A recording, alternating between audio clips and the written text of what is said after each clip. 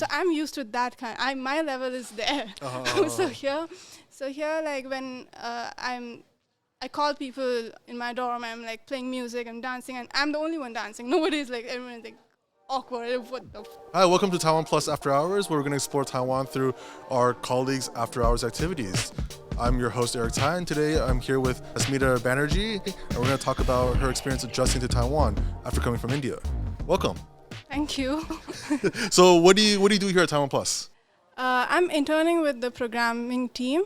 Right now in Taiwan, I'm doing my master's in global communication. And for this semester, we need to do an internship. So I applied here, and now I'm doing my internship here. Where were you before you were here in Taiwan? I was in India. I'm from New Delhi. Uh-huh. So I was working with Amazon there for a year. And then I applied for master's with National ChengChi University. And I got it, and I came here. Have you ever seen any like big cultural differences coming here? My family is very much into like cultural stuff. My aunt is an Indian classical dancer. I'm also an Indian classical dancer. So, and classical dance, music. So these are like, I've grown up watching this, doing this.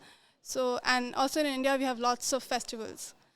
So, and every festival has dancing, music. So we openly dance, sing, and we don't have any like those kind of shy feeling before doing that.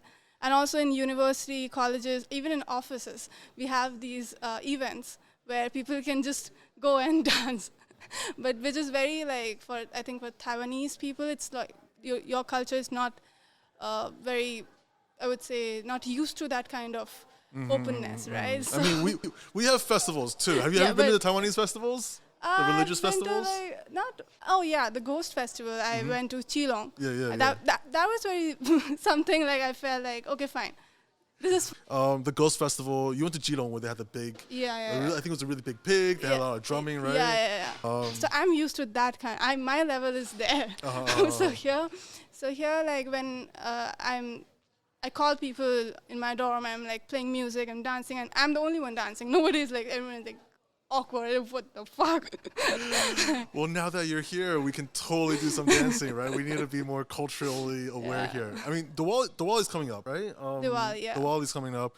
I mean, for those that don't know, what is Diwali? It's like a very big festival. We decorate our houses with diyas. Do you know what's diya? No. It's like a candle, Indian candle, and we paint our houses, like draw some drawings in the floor with this colorful powders.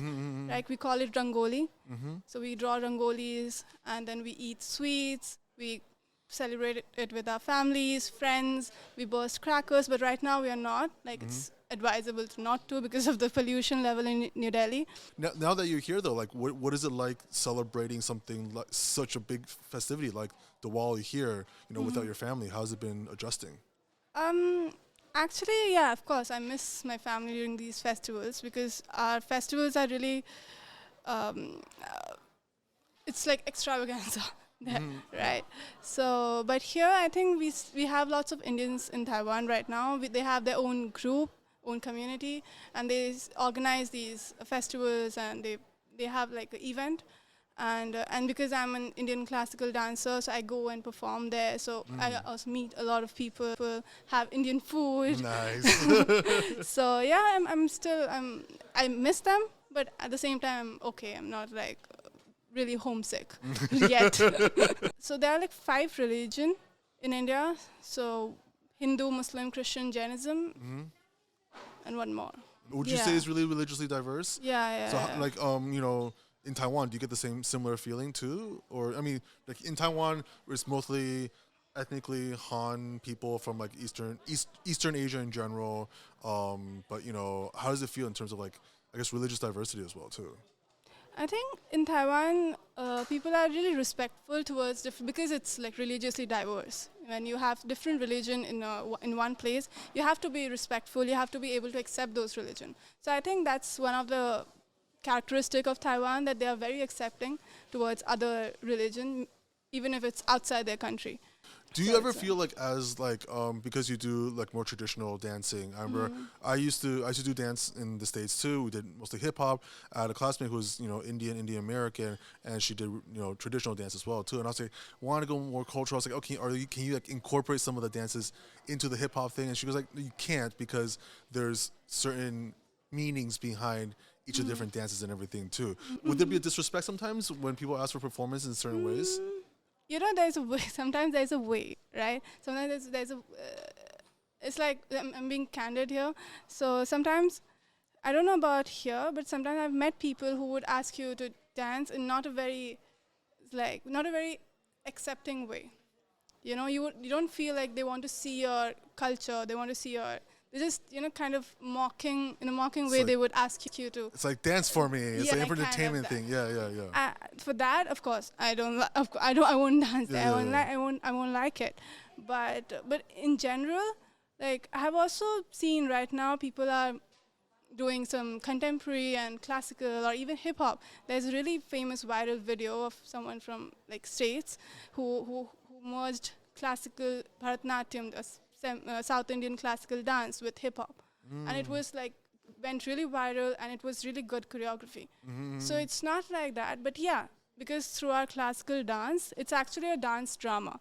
So in our classical dance, we have three parts. That's one is pure dance, one is dance drama, and one is pure drama. Oh. So there's also pure dance part, which you can merge with any other dance forms. It would not mean anything.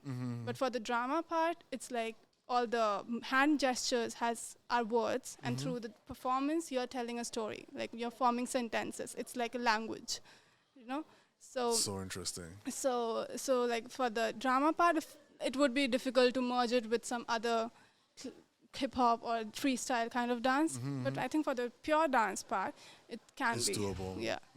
Growing up in Taiwan here, like I think I went to kindergarten in like a more local school, and we all had to learn how to like do indigenous dancing. And then when I grew up, I realized that sometimes in Taiwan they'll use indigenous dance sometimes just as a way of showing diversity, and it's almost like, oh, perform for us.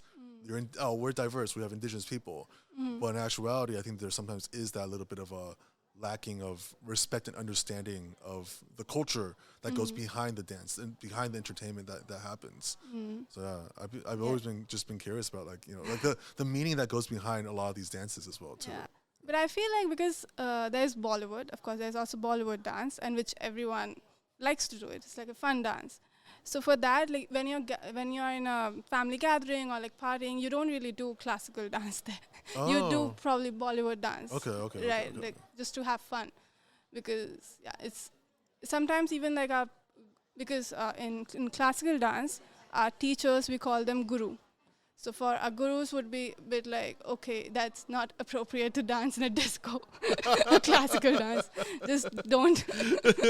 You wouldn't be like at like a wedding. Like, at a wedding then? Would weddings be traditional dance or Bollywood dancing? 'Cause Bollywood it's dance. maybe more Bollywood dancing. dance. It won't be in weddings. You won't find lots of traditional. Actually, you know what? The traditional dance was actually temple dance.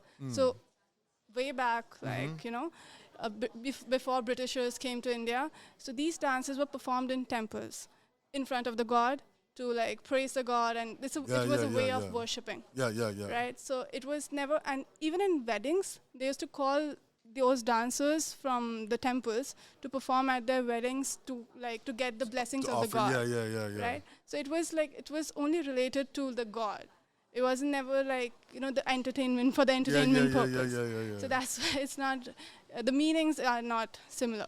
Thanks for talking, and hopefully, would you say like Happy Diwali? Is that what you were just saying? Yeah. Well, Happy Diwali, and I mean, you're gonna be here for a little while, so maybe we'll have you back here again, and we'll just kind of see how it is on learning, see how Taiwan is. So yeah, thanks for joining me.